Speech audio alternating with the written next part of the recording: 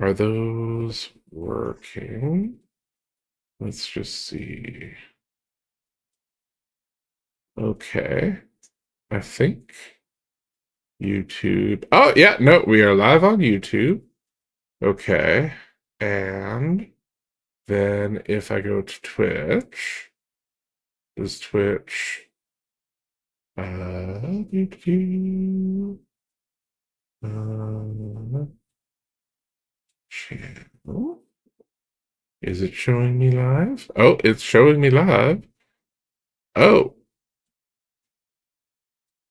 and thankfully I have headphones on, so I don't think you heard. Okay, and now I can change the name of it after I'm already speaking. So, talking with Winnipeg City Council candidate Tyler Andersen. Did you Not spell S-E-N on Anderson? what?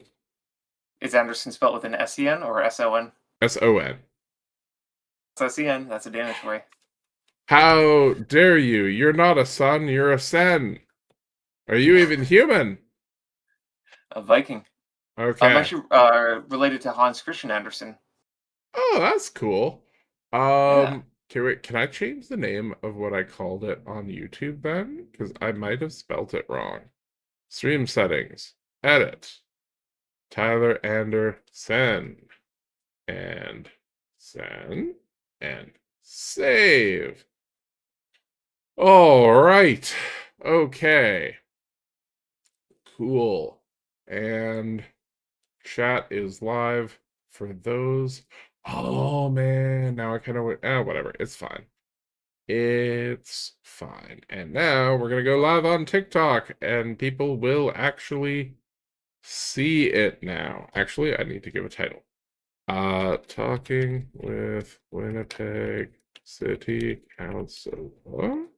Oh, interview with Tyler Anderson. Send. Okay.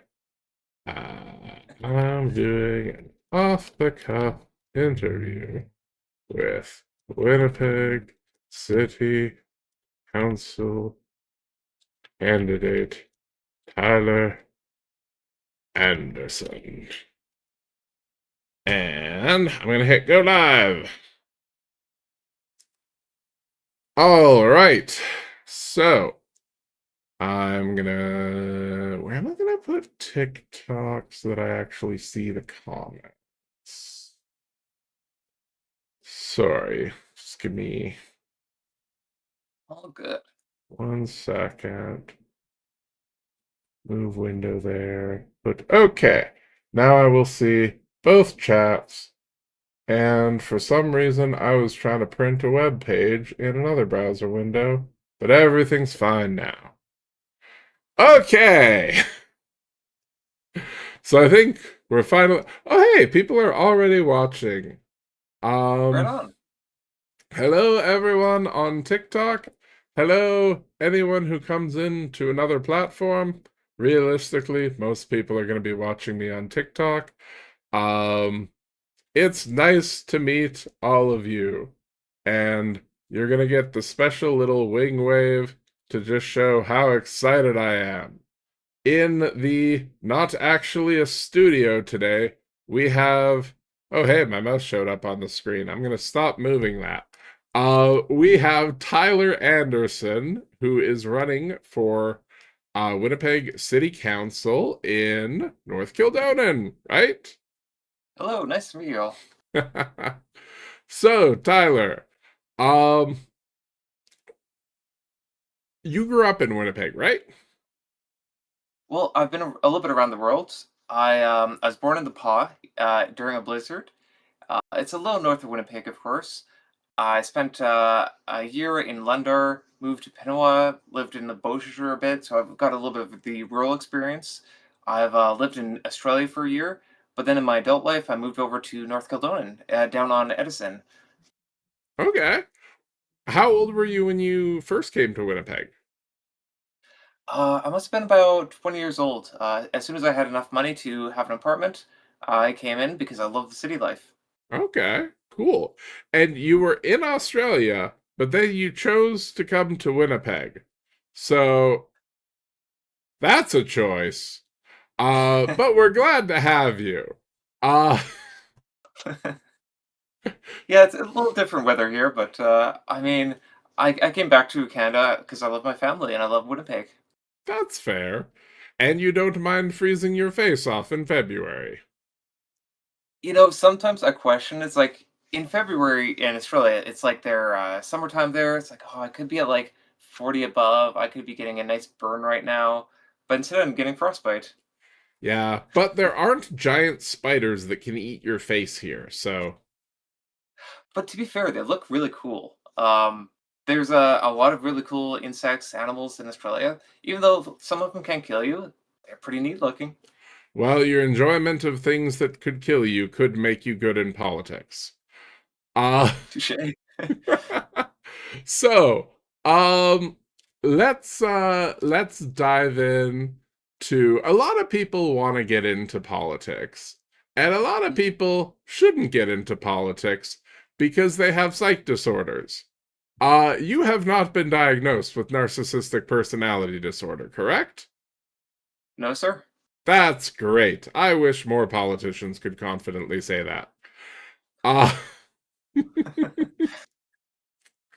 um, what do you think that you bring to the table that without getting into like specific people who you might be running about or running against, who also might have banned me from their Facebook group for local residents, what is something positive that you feel that you would bring to the role representing North Kildonan?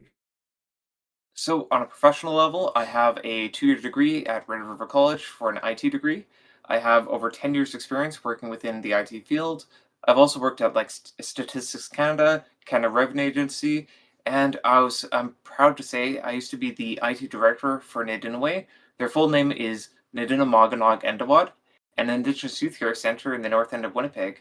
I really liked working there because I got to see that they were helping take children off the streets that were either abandoned by their parents because they were either like LGBT, trans was a big part of it, unfortunately, or if they were maybe involved with like gangs, addiction, those sort of things. And they gave them a second chance at life. So I do want to present those sort of skills and that sort of mindset of rehabilitation into city council. Awesome. So one could say that you're a nerd that actually cares about people. Yeah, I'm radically empathetic, I'd say. I mean, I am all about actual empathy among politicians. That I feel like the world would be so much better if people who wanted to be in charge of things also wanted to care about other people. Yeah, I think it comes down to like the experiences we have through our life that found are the foundation of how our personalities are. And one thing that really stuck out was early on, I had a lot of customer experience, like working at Walmart. Hmm. I think everyone should have at least some sort of experience working in customer service as it Hmm. develops like how to deal with people.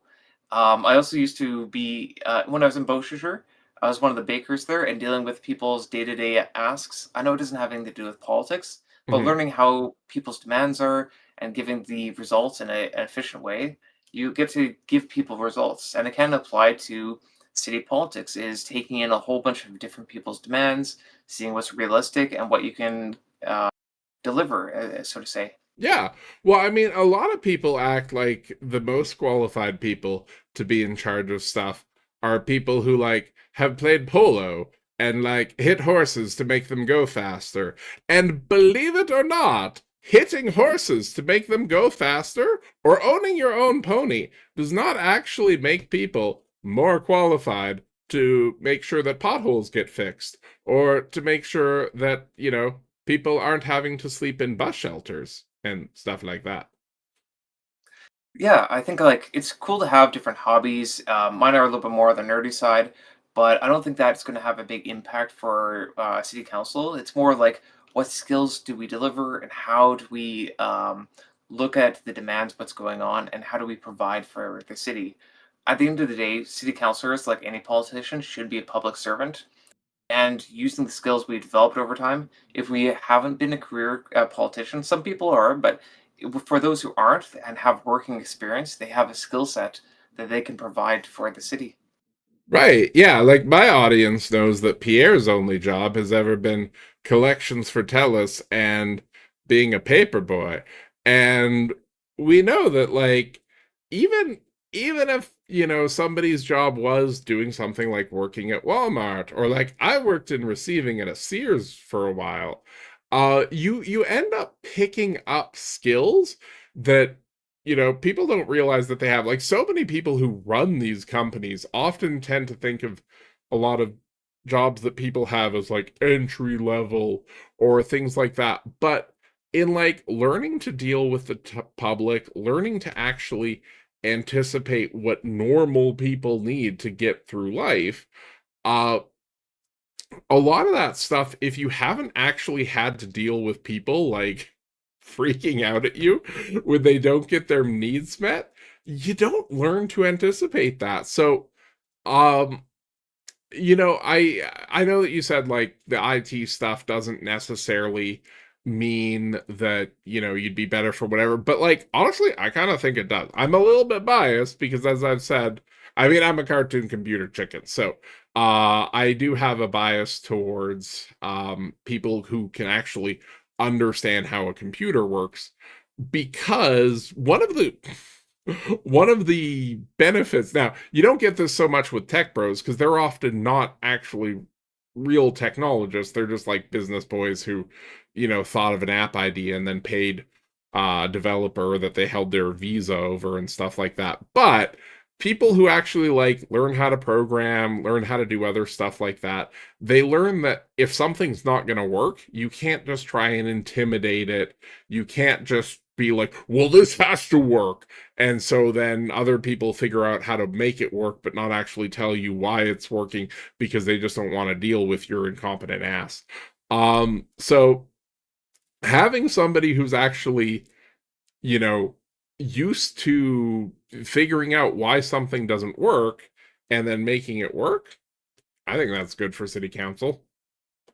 And being able to work with a lot of data, uh, going like log diving into a huge text file and finding out a specific key piece of information, you can apply that looking at a budget or looking at a whole bunch of details in a particular department and seeing a particular thing that stands out and narrowing in as to why that is, how it works. Those sort of skill sets do come from the more technical side of IT for sure. Yeah. Yeah, and so often we it's kind of funny. Often interviews with like local media or whatever, they'll focus on like what jobs people have had. And sometimes it'll be like, "Oh yeah, I had this job for like a year, then I had this job for a year." And it's like, "Why weren't you able to stay at any of those?" But a lot of the time we focus on people's titles and stuff like that, and we don't focus on whether or not like this was a competent person who enjoyed having this job, doing this work, and putting in the work to get something done. And sometimes people don't realize that in the gig economy, this is especially affecting younger people, including like the young 20s. With gig economy, the contracts only allow people in for a limited amount of time.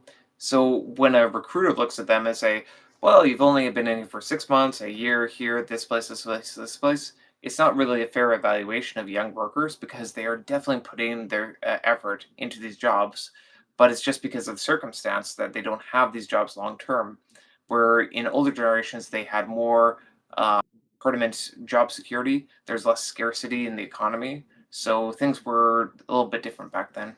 Yeah. Yeah. Um, by the way, one thing, getting back to the whole like you know, getting things done, practicality, all that sort of stuff. Your website has a few ideas for things that the city could do to change that wouldn't necessarily be some of these like people in the media often like will be like, "Ah, this dramatic thing would be like communism." But you've got some really really just baseline practical things on your website. Want to go over let's pick one of them. Which one's your favorite? Sure. I think that, oh man, it's like a favorite child. I think one that's really simple that a lot of people are catching on to is the street line machines. Probably the Hmm. most boring of the bunch there, Yeah. but I always want to ask people when I'm at door knocking, guess how many street line machines there are in the city? And a lot of people will be like, I don't know, two, three, something like that. And I always tell people we have one line machine, one that's across the entire city. It's as old as Jeffrey Waddy's been elected. And it's at the end. We got to retire that old machine. We got to retire a To couple things that are that old. Yeah, so to take that how you will, but um, it costs us $1.9 million a year right now to rent a second line machine. The paint we're putting down is also a very low grade paint that Hmm. can wash away with the rain, the precipitation, or snow. And that $1.9 million, we could instead spend $2 million, only $100,000 extra, and we could buy two new line machines. So we could replace the contractor, and we could replace the already decrepit machine, and we'd be able to save $1.9 million per year. That can help taxpayers. So then that burden is no longer put onto property taxes. We could save $1.9 million for at least 19 years, and we could use that sort of funds to invest into some of the other ideas I had for policies. These sort of like cost saving analysis and moving things away from privatized contractors into city workers would actually help out with a lot of the other ideas and concepts I have. Yeah, that's awesome. So often in politics, the immediate question that people have is, oh, how are you going to pay for it? But it Yes. sounds like you're the sort of candidate who says, I know because I've had real jobs, I've had to learn how to anticipate what people's criticisms are going to be, and you're going to find a solution. Does, oh my goodness. Okay, so Shadowcat says that my Twitch thing still says Octopath, which is annoying because I thought that I edited that. Do you want to quickly patch it? Okay, wait, here it is. Okay, wait, category and then talking. What category should I pick? Um, Paul Winnipeg is probably not a category on Twitch. I feel dumb right Just now. chatting. Um, oh, I should probably also. Oh, wait, I can add Winnipeg as a tag. By the way, if Oh, anyone wants to ask any questions in the chat, we are monitoring the chats as you just saw, so feel free to join in. I will select questions because I don't know if Tyler has three different services windows up. Politics? Yeah, 35 viewers. Maybe corrupt politics. No, that's I mean Winnipeg. Um, yeah, let's I'm not just set say case. Don't worry. just talking. Is that a nah Yeah, talking? What category should I pick on Twitch? I should check and see if Shadowcat's saying anything. He might have a just chatting, just suggestion. talking.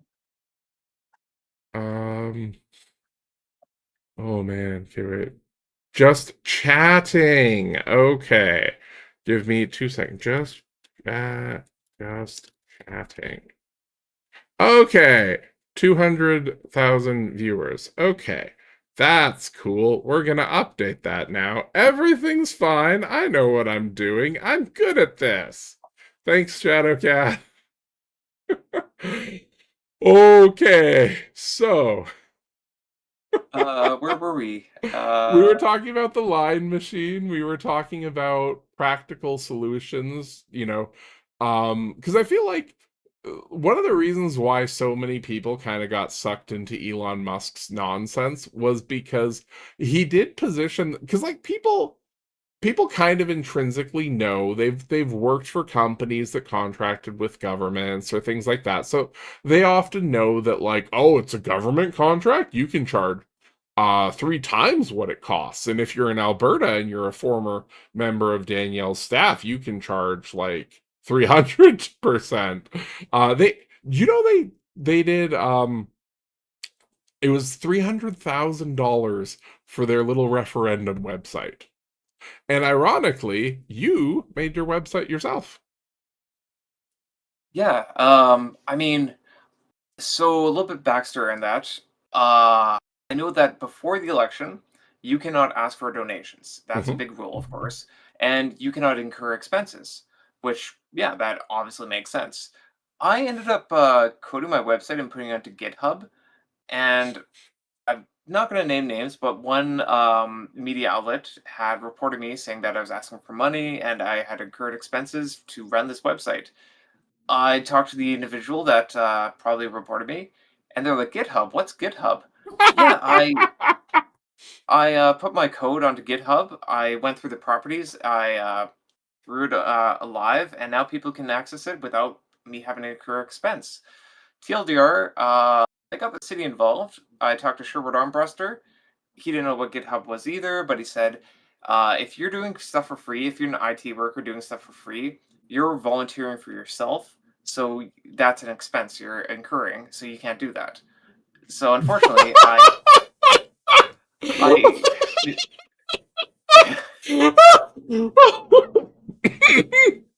Oh, wow.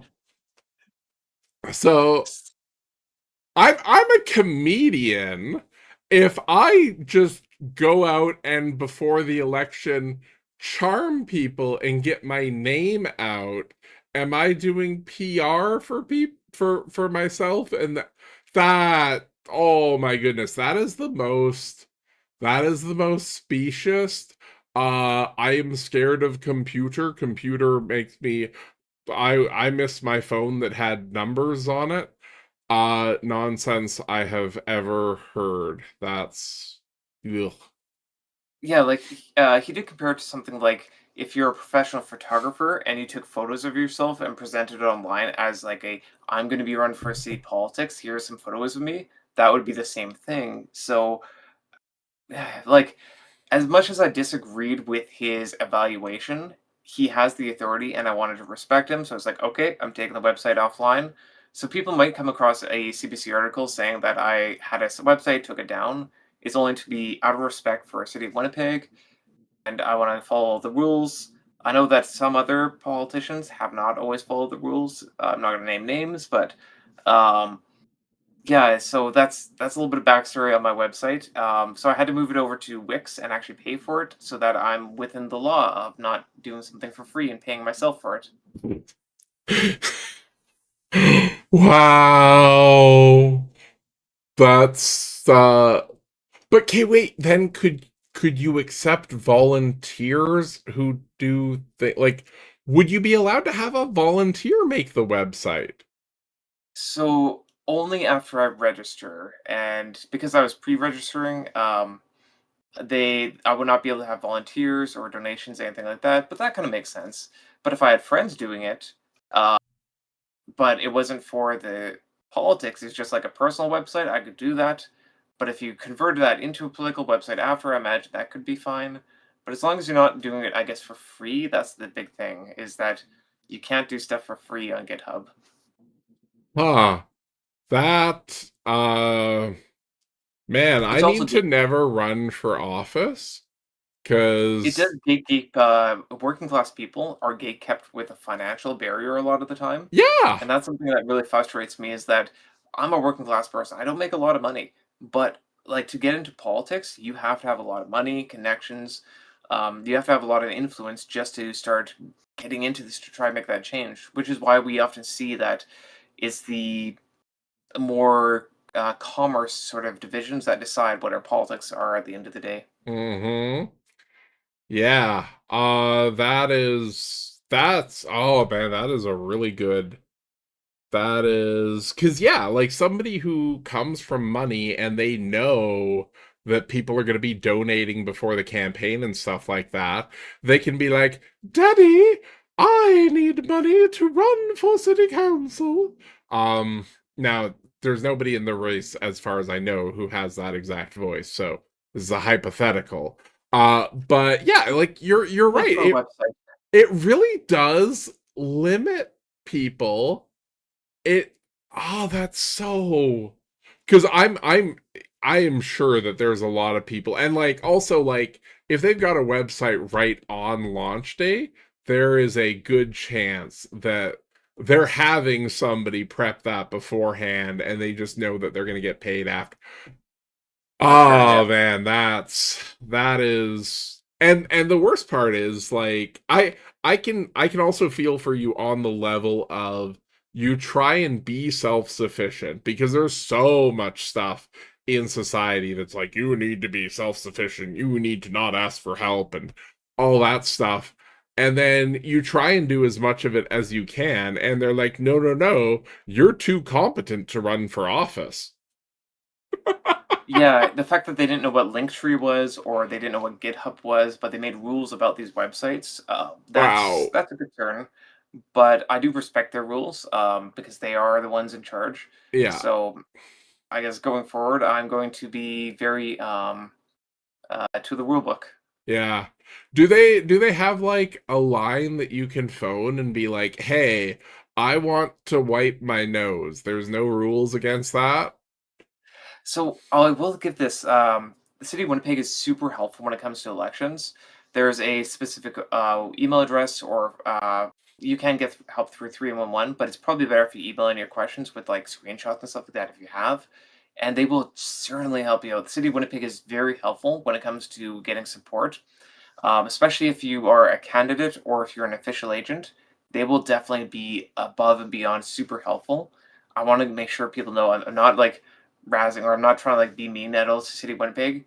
They're great, but That's just some of the rules they have are a little bit arcane right now. that's good to know. It's always I didn't even know that candidates could call 311. That's cool to learn. Yeah.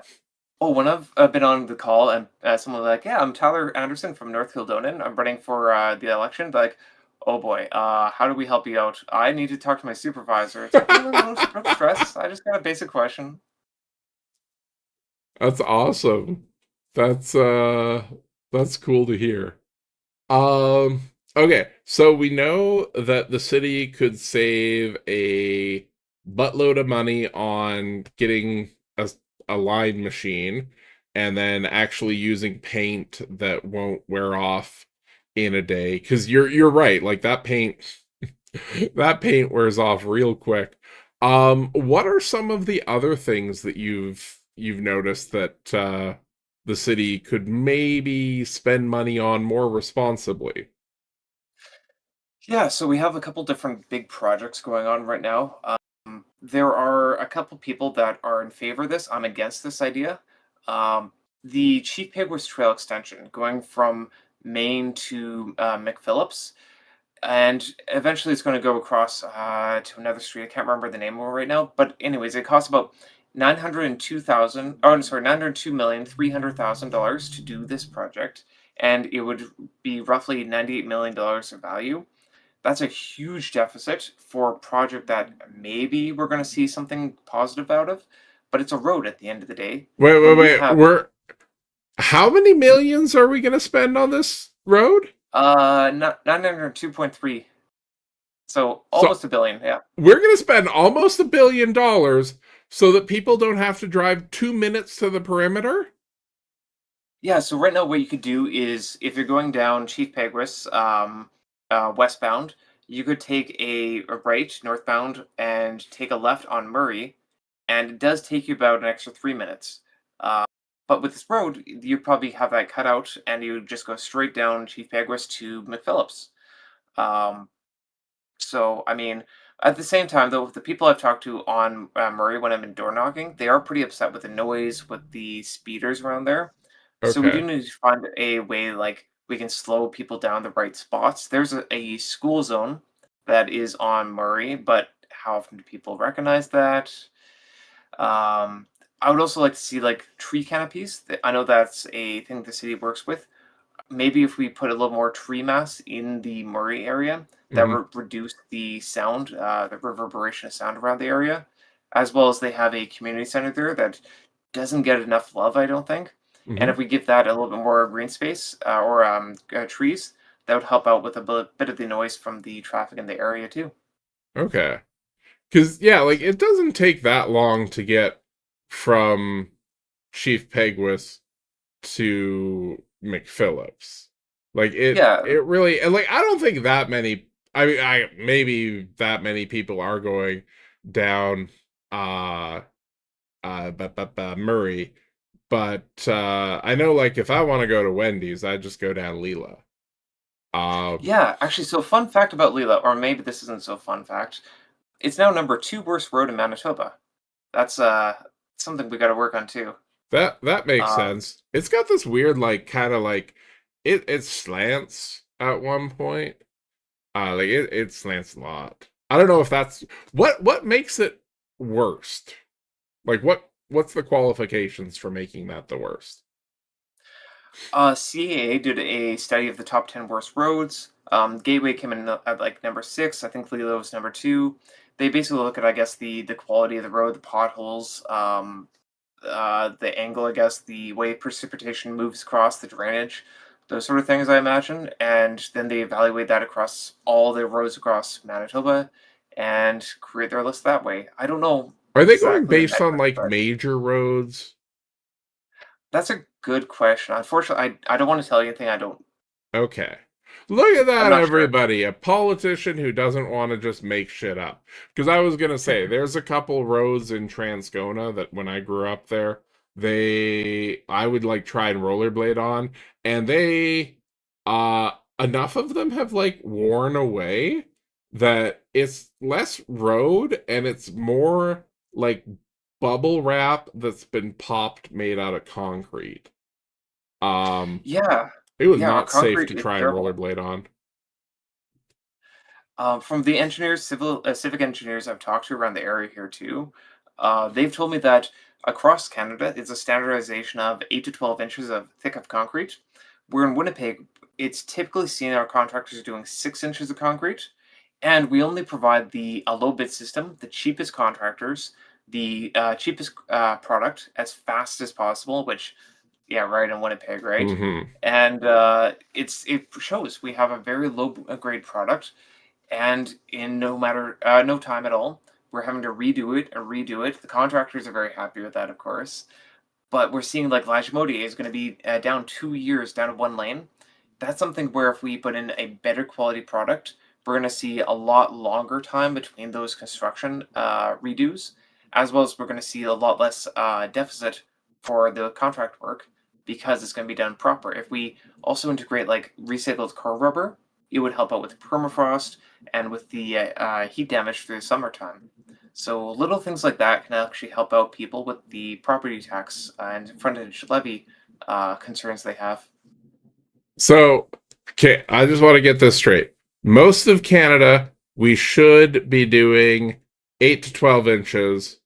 In Winnipeg, we are getting by with 6 inches. Yeah, Have you we're thought of putting on your campaign sign, Winnipeg, I want to give you 8 inches? yeah. I mean, yeah, that would be very nice. Just an extra 2 inches would make things a little bit better. Make things a little more cozy for our suspension. I can confidently say that an extra 2 inches can make a world of difference, especially in the winter. Maybe I'll put that on my yard signs. Yeah, I'm definitely gonna clip this and make that into a video. This whole time, I've only been half listening to what you were saying because that joke was just in my head. That's fair. Yeah, concrete, it rocks. Well, it's a good thing that comedy isn't necessary for the job.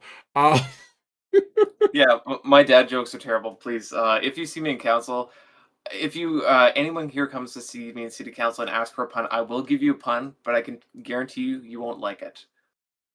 don't tell HR that. Uh, Yeah. okay. So if we will elect you, our roads will be more satisfying in winter. Um, I and would like to when see they're that, yeah. painted, the paint won't have to be redone as often. We will save like what was it, 2 million on road One machines every year. Well, 1.9 one million point every nine, year yeah. because I should make a big disclaimer though with people that I have these ideas, but I cannot guarantee they're gonna happen because we have to have a lot of city councilors agree on these ideas and put them into action.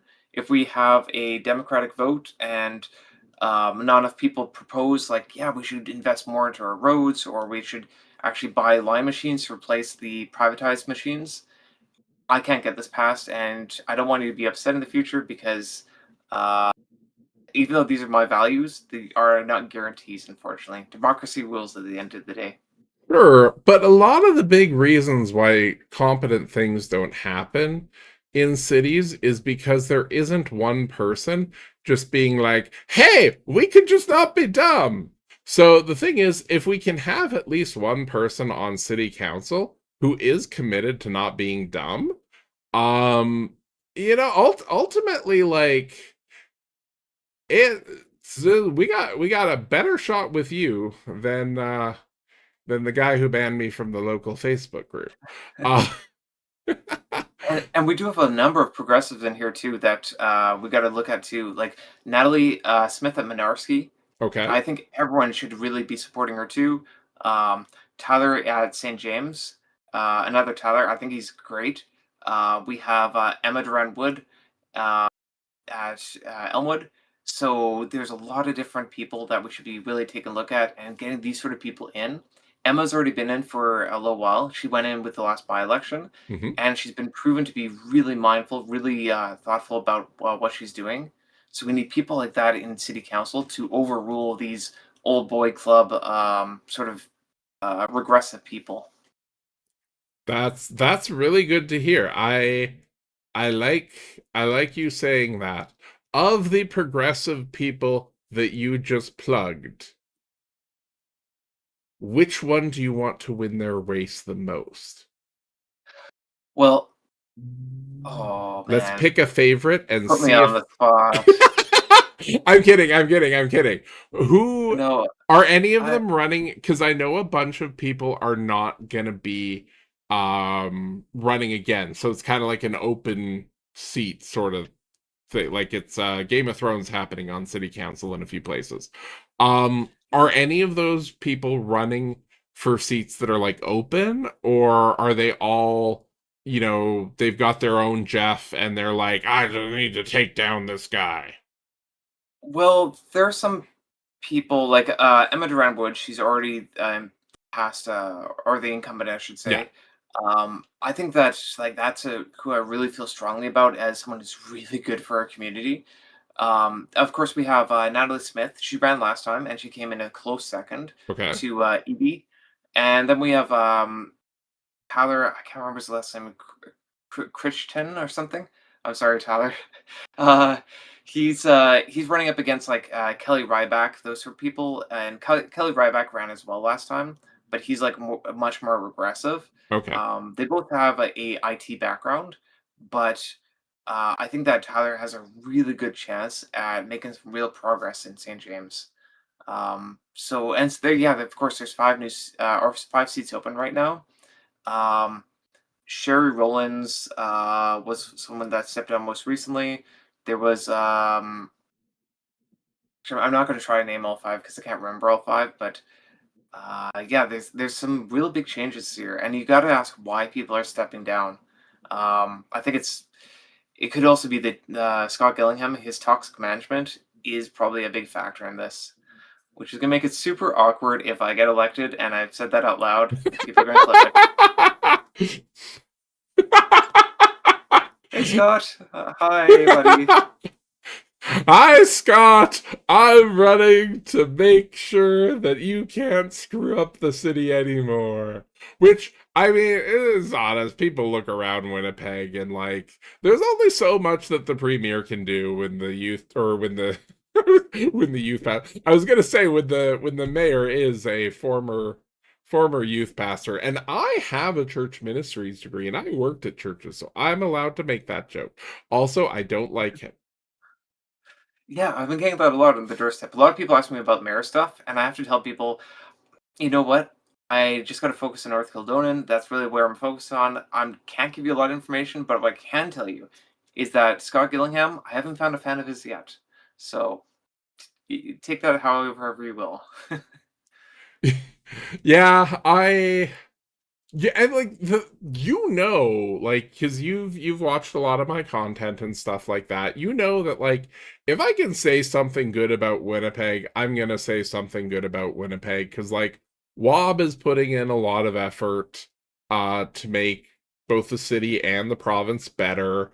But it really like I feel like the mayor of Winnipeg should be kind of like trying to get on that and be like, hey, let's work together. But you really don't see the mayor coming out for any of these announcements. I literally just thought about this. This is not stream of consciousness, but like I look back and see all of the press conferences that I've seen with Wob, all of the things that they've announced where like the province is trying to do things to like tackle the homelessness crisis in the city. They are trying to do something to make it so that people aren't seeing so many people, begging at street corners and stuff like that. Because, fun fact, people begging at street corners don't actually want to be there. I mean, maybe like one guy wants to be there, but I feel like most of them, especially in Winnipeg, it gets cold.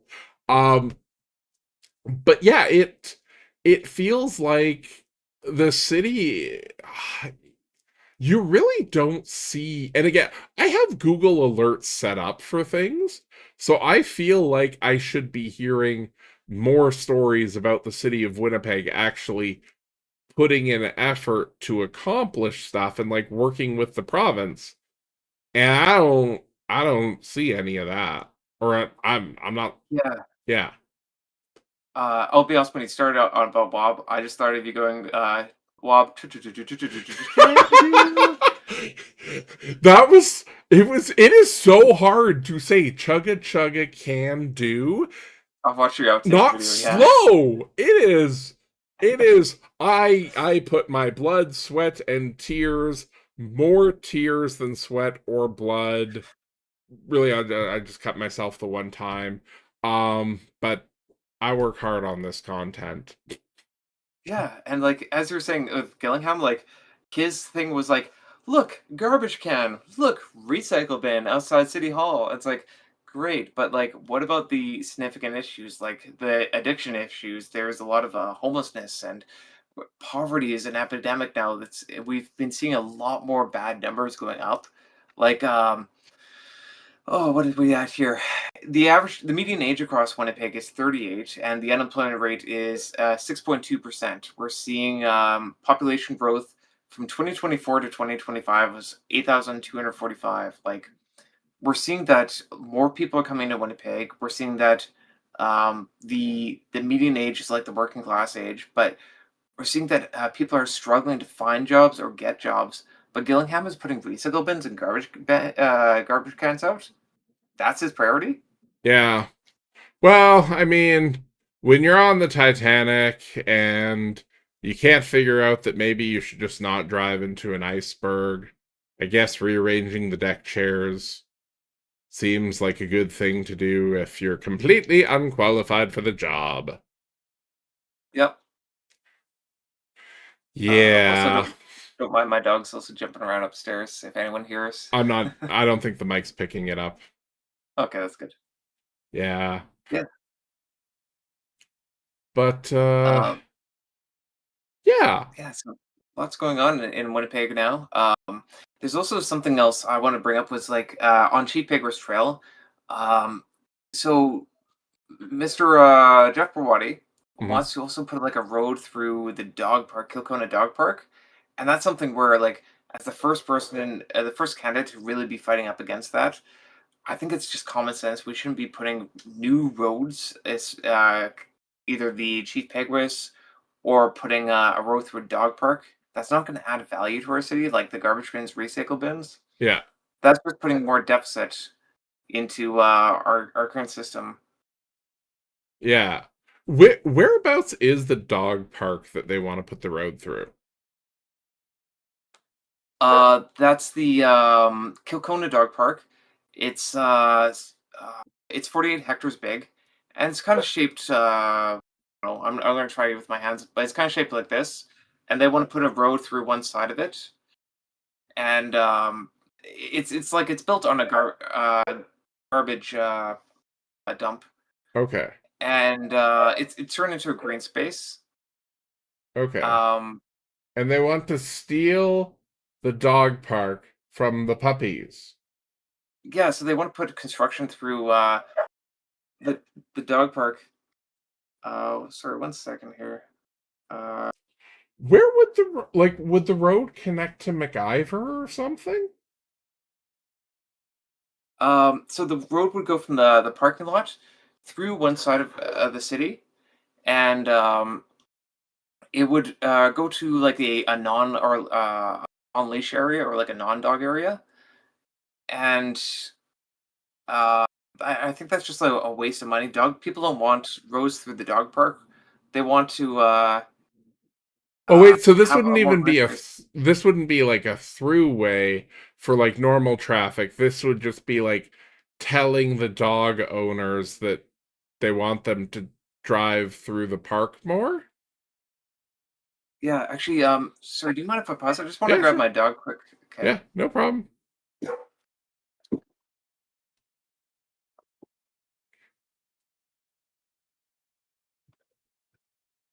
So how's everybody in chat doing? Petition to start a cat park, please. Oh my goodness. Okay, wait, could you Hello, puppy. Sure, folks. I You think don't my dog, she's terrified of lawnmowers, and she needs to be by me, I think. That's okay. You can even bring her up so that she can be seen by the camera. That'll probably increase viewership. I could just get her head in there. Hi, puppy. Yeah, I guess she doesn't really want to see a cartoon computer chicken. Yeah, so her name is Wego, by the way, everyone. Is that way every time I call her, I say, "Here we go."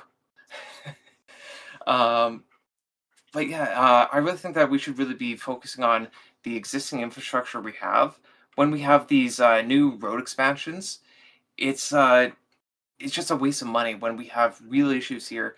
I was going through like I do a knock every day, usually about 12 hours a day, 7 days a week. And there's one road here today I found, Colvin Avenue, I believe it is. It literally looks like a fossil when you look at it. It's layers and layers of patching, and I wish I had a banana for scale, but it's easily like 6 inches deep. Stuff like that is going. Our roads are getting neglected, and we are having city councilors right now that want to build new roads. That's only running deficits because the Hmm. more we have urban sprawl across the city, the more we're going to have put property taxes into new roads spreading across our budget, and that's going to weaken our existing services. Things like that. I'm really concerned about how wasteful we are with money. Our current chair of finance is Jeff Prawati, so that's under his purview of what we're doing with our budget. Furthermore, like last year, we ran like an $18 million deficit. Our city cannot run deficits, Yeah. but every year, it's almost every year he's been chair of finance.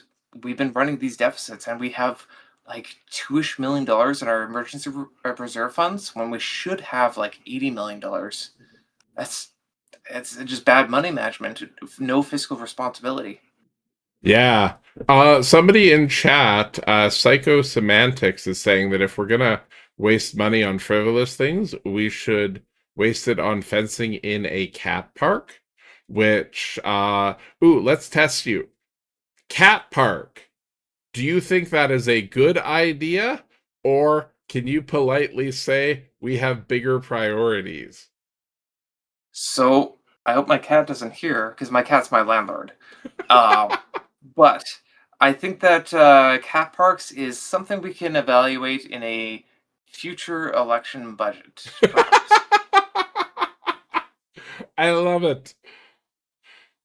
But Um, I want to give people a heads up too. My cat's name is Vin, which is French for wine, and boy does she whine 4 a.m. almost every day. So that's my experience with cats. do you think your cat would whine less if the city was more fiscally responsible? Oh man, it's she wants food, but then when she gets it, she doesn't wanna eat it. So, I mean, sometimes you can bring a horse to water, but you can't make it drink. Yeah, you shouldn't try and ride a cat like a horse though, because that Maybe that's why she's is screaming so much. No, I love her dearly, and she's a little goblin, but she's also a precious, part of the family. nice. Oh, by the way, do you know why they're wanting to expand Henderson? Well, there's a couple different concepts. They do want to like do a little bit of improvement, especially from like the Chief Peguis to I think the like the Glenway-ish area. And I think it's a good idea to expand maybe like the pedestrian area, make it more friendly for bike users. Uh, there's the Valhalla region, which has a lot of elderly care facilities Hmm. and high-rise apartments. I do know that the landlord I was talking to them, and some of their land was kind of taken over by the city, Yeah. and they're a little bit upset about that, of course. Benefit is though, it's less taxes, property taxes if you don't own the property. Um, but if the city's like taking that over to take control and maintain that land for themselves, bonus. The bike lanes, or people can get bike lanes out of that, so they can have a safe way to get around. People can actually bike in the future. We're planning on, or the city's planning on having ability for people to go down Henderson on a dedicated bike lane beside the sidewalk, I believe, and be able to go underneath the Chief Peguis Bridge, keeping them safe. There's a bike lane that kind of goes zigzaggy up into the Cambrian Credit Union one way, and you can have Kildonan Drive. It's down to a like a 30-kilometer speed limit there, and a lot of people like using their bikes there. The idea is like if you build it, people will use it, and bike lanes is something where on those side roads there, like, at the end of the river and stuff like that, it's a beautiful place for people to have those green spaces. Yeah, no, there are a lot of there's a lot of green spaces in the North Kildonan area. Um I never um when I grew up in Transcona, I never came out to this area, and I always kind of I feel like the roads in this part of the city are actually like they're really rough, so you often get like a worse impression of the area. Like a lot of the curbs are like kind of mangled by snow plows or something. But it's actually a pretty nice place to live. Oh yeah, I really love North Carolina because I'm surrounded by like retirees, and they're the best people to have as neighbors because like they never party late, they never speed down the roads, and the startup families around here are great too because they care about children and pets, so they never really speed around either. Hmm. North Carolina is great if you have a family or if you want to retire because it caters to all those sort of age groups. Nice. Oh, by the way, on Twitch, we've got a few comments. Psychosomatic says that their cat is angry about the inflation prices of food because he can't get endless bowls of wet food. Shadowcat Salem asked about us having a Valhalla region, which, Yeah. yes, there is an area in the northern part of northern North Kildonan called Valhalla, and it is where people who haven't died quite yet go, but they still like to fight. Um, and Psychosomatics also asks, would we ditch the boulevards for bike lanes? I think it really depends on the area. Like if there's a super wide boulevard and there is no sidewalk in a place, or there is like a sidewalk that's decrepit that already needs to repair, I figure why not have it as a safe space? It also depends on like the area around it, right? So there's no one solution fits all. You have to look at the area, look at the demand. If there's like a bike lane in like a block away, but this area has sidewalks that is decrepit, well, maybe you only need sidewalks and save a little bit of money that way. You have to really figure out like where the traffic flow is and what the need is for that area. So I'm sorry, I can't be specific on that, but I think like if Henderson has a means to go down like the far like north end, of Henderson, you have a bike lane dedicated on one side of it, and then you kind of go under and you have Kildonan Drive. You wouldn't need another bike lane, I guess, on I don't know, on the side of Henderson, if there's already a bike lane just like a kitty corner or a block away from it, for example, or something like that, it wouldn't make sense, right? So Yeah. it all depends on like what we have for budget, what the space allows, and what services are already available. Yeah. And I mean, bicyclists are pretty reasonable about that. Oh yeah. They're, you know, I think I I think bicyclists are so used to getting nothing from the city that when they're actually able to get anything, they're generally counting their blessings. Though who knows? I don't exactly talk to that many people in bike shorts. Though, I mean, Yeah, there's a big biking community in Winnipeg for sure. I mean, we even have our own bike fair. Hey, Patty, if you're watching. Um, but yeah, I think that there's a demand for it, and people will use it. But we just have to be, I guess, smart about how we're applying that sort of money. Because as much as I want to have maybe more bike lanes, we don't have an unlimited budget, so we have to be intelligent with our design and maybe look at where the speed limits are too. Actually, that's another thing too. Some people are worried that I want to. Some people have claimed online they've read I want to have 30 kilometers per hour across the city. That's not a thing. yeah, I would Uh, not be trying to platform you if that was a thing. I would be yeah, I would be running you over. you wouldn't be the first. But I I think love that how people on the internet love to make wild claims about policy. And the worst part is people will believe it. Like, I kid you not, if you go like I Google a lot for like when I'm making videos, like I don't want to like over exaggerate how much I do it, but like I'll honestly, a lot of the time I'm just looking for funny pictures to put with videos. But if you Google Wob Canoe, you will find some of the craziest people saying the craziest things on Reddit. Like, I kid you not, there is at least one person who thinks that Wob Canoe is super conservative. really okay. Yeah! Yeah, I was I was like, what are you talking about? But yeah, no, there's but I mean, hey, congrats on being at least the more that you get your name and face out there, the more that people will make up crazy things about you on the internet and expect everyone to believe them. And sadly, you'll never have an idea who they are to, track them down and be like, "Could you not lie about me?" Yeah, like it honestly, it's just funny to me because 30 kilometers per hour, like it's obviously safer than 50 kilometers per hour, but it's not realistic for a lot of the city. Like Henderson Highway, a highway at 30 kilometers per hour. Someone has legitimately asked me if I want 30 kilometers per hour down there, and I had to legitimately, like, seriously say, no, no, that's not logistical. Like, Yeah.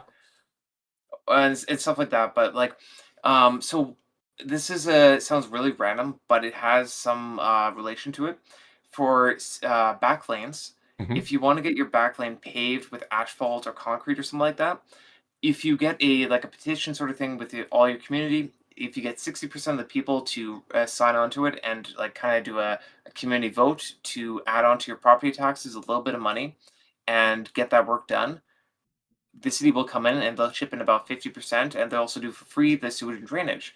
That's a good service. Yeah. I think we should use that sort of template.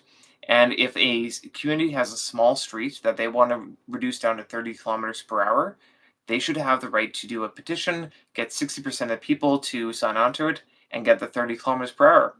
I've gone down to some streets where they had maybe like, I don't know, like 20 small homes this side, 20 small homes on this side, and they were begging like, we have one guy, he has a big like Porsche, and he speeds up and down, up and down. We want to reduce it down to 30 kilometers per hour because we are sick of this guy speeding, and we have children here. Hmm. Like, okay, get 60% of people to sign up. I think that would be a great idea, and then you can have the 30 kilometers per hour speed limit. People say, well, he'll just speed anyways. Okay, give him the ticket then. Yeah. Have a cop down there after the speed limit's applied. it doesn't take many tickets for people like, "Oh, maybe I shouldn't do that." By the way, And, do you know who sets the price of speeding tickets? Is that provincial or municipal? that's a good question. Uh, Not sure. I imagine it's probably provincial. I'm gonna have to look into that. I don't have the right answer right now, and I don't wanna guess, so, Okay. I would suspect provincial, but I have no idea. Okay. Because, But I I do know mean, that the province sets the it's limits, so that's the especially difference. if it's somebody in a Porsche, the solution is actually buy some speed cams and then do that thing that I think it was like Finland did, where it's like speeding tickets are a percentage of your annual income. Yeah. And like, I mean, granted, like I got caught by a speed cam once. For the record, if you just go into Apple Maps and you tell it where you're going, it'll tell you where all the speed cams are. Yeah. So like they're not that hard to miss. Like Doug Ford's cabinet can't do it because they're all fucking morons. But um, like especially if there's like problematic drivers in an area, just have like Yeah. some mobile speed cameras that get put up, and then just charge some rich assholes a big chunk of their money. And I mean, granted, they'll then start a smear campaign against you, but I'll at least get to make a funny video about it. Yeah, think about the likes. Yeah, I think if we had the solar-powered, speed cameras and just let them do their work after a few, speeding tickets, boom, uh, boom dynamite. And yeah, like I'll admit to people, I don't have a perfect record either. On a Good Friday, caught me doing the 36 and a 30 uh, in a school zone. It was a Good Friday, and I thought like, well, it feels like a Saturday today, and I guess I did go a little bit over. So that's the worst thing I've ever done as far as the law goes. But yeah, I think when you're doing like I don't know 70 or 80, and the speed limit's 50, people are going to get pretty angry with that. Yeah, And that was my sister when she was a teenager before she got diagnosed with ADHD. The pills make her easier to deal with. I have a sibling like that too, I think. But that's neither here nor there. But yeah, like I think also like speed bumps would be an easy thing too, because if you hit that hard enough with the suspension, you won't have the suspension after. Um, yeah, it's simple and things like that. The province does set like a default limit for the city. The city can, if it wants to, print out enough signs to. I think they use Airmaster as their supplier for signs, so they just charge Airmaster like, "Hey, we need a whole bunch of 30-kilometer signs or whatever, 40-kilometer," and then they have to every 200 meters, I believe, have a speed sign to tell people what the difference limit is.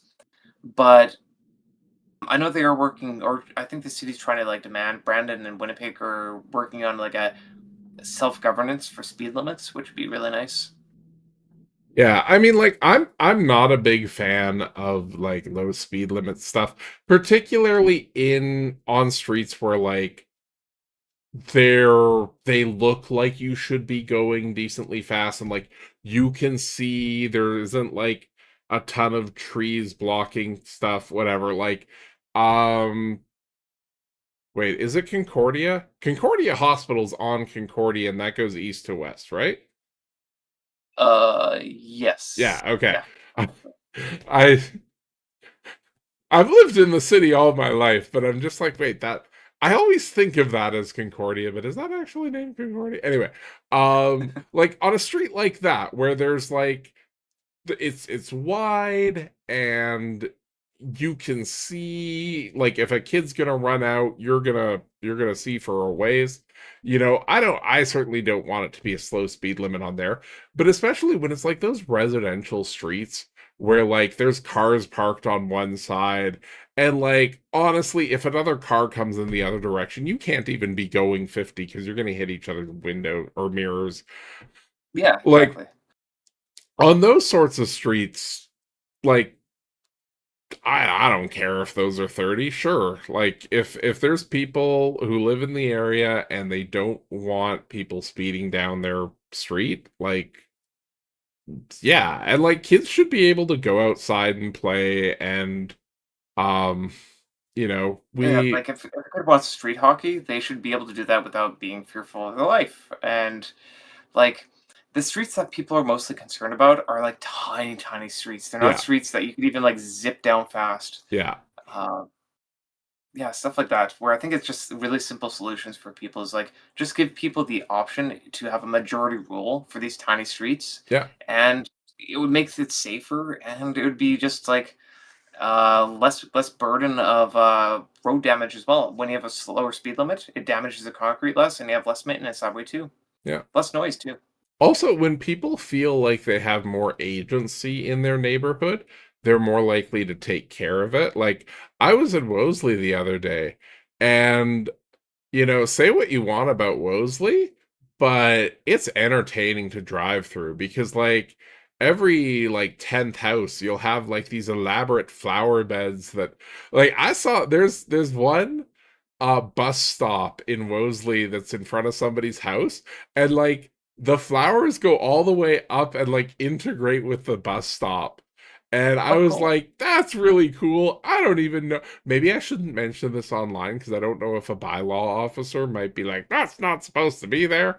But I think more people, if they felt like they could actually affect their local neighborhood, you'd people would have more civic pride about the city. And it also when you when it's not just boring green lawn, bunch of houses that look the same, that's also going to naturally cause people to slow down a little bit because people are going to be like, oh, wow, that's actually interesting. Yeah. Yeah, I think that, Kentucky bluegrass, neither from Kentucky nor is it blue, is kind of a boring, very, cookie cutter thing, where if we Hmm. have a community that has its own individuality, its own self-governance, if it also has, like, a community center that's super active and engaging with people, that makes the community safer and more comfortable to be around, and that's something that, like, community centers are also super underappreciated. I was, at the North Carolina Community Center AGM recently, well, a couple months ago, and they were talking about their costs. It's going to cost them like $150,000, I believe, per outdoor rink to get them repaired. The city's offering them roughly I think it's like 50 or $100,000 for the repairs. So they have to like through lemonade and bake sales maybe make like $50,000. It's going That's to be a something where lot we of kind of chocolate covered almonds. right? Yeah, like, that's gonna make a small part of the world go bare from, cocoa beans. Yeah. But, like, it's something where we can maybe look at better financial, supports for the community centers, because some of them are really falling apart. North Kildonan, it's right in the heart of, North Kildonan, of course, but this community center, they just got a new roof, but they're in desperate need of support, and those sort of things that we gotta look at, like, Gateway Recreation Center, they got a renos there, they're a very nice center. We're also seeing the Buns Creek area gets really smooth roads, but that's also where the most affluent people live, right? Wait, wait, Which wait. is Are you telling me that city council disproportionately gives the nicest shit to the richest assholes? I am shocked. I yeah, am I outraged. I'm surprised. yeah, and I recommend anyone who is in North Carolina, check out Buns Creek. It's a beautiful area. Mountain Bean, a local coffee shop too. Definitely check them out. But also check out the roads. Check out the sewage and drainage area there. Check out the crosswalk lights there. They have really nice stuff there. I don't believe in pork barreling. Pork barreling is like favoritism of one particular area of the city. I think that all the city should get love. We should all be distributing the material conditions equally amongst our working class. So you want to give us 8 inches and you want everybody to get love. If you want to put it that way, sure. Yeah. Yeah. We're gonna get people talking about you. Oh. I'm gonna go red in the face. Are there any other things that we haven't talked about that you're like, oh, I hope he says this or brings up this, or I hope I can speak up to this? Oh man, if you let me, I'll talk for hours. But I think Well, one we thing can that a do lot of another people are one of talking about. these, because people seem to have enjoyed it. Like we've gotten a decent number of comments. Oh, We is there any comments that I should answer first? let's see. Oh yeah, Psychosemantic said, "Love Buns Creek. The park has a great hiking trail." I like the name. It reminds me of butt stuff. Um, Extra East Kildonan is severely lacking in hiking trails. Yeah, so I've actually been door knocking a lot around East Kelowna area right now, and if you look at a map, it's pretty clear. It's like grid residential. Schools are there a little bit. Not a whole lot going on. You have to cross Henderson to go to like Fraser's Grove, and even Fraser's Grove is pretty small. It would be nice if we had a little bit more diversity of like green space and public space in there because you do have to walk a fair ways, especially for like the retiree community. They have to go a little bit further to find those sort of spaces. Where if you go around again, like the Valhalla region, like Wellham's Lane area, they have a lot of beautiful green space, of course, being on the Yeah, riverfront. And yeah. if you go around like the Downs Creek area, of course, they have lots of stuff on either side. Or Gilmore also has like, well, they're near the edge of the city, so they have a little more space to like go around small parks there.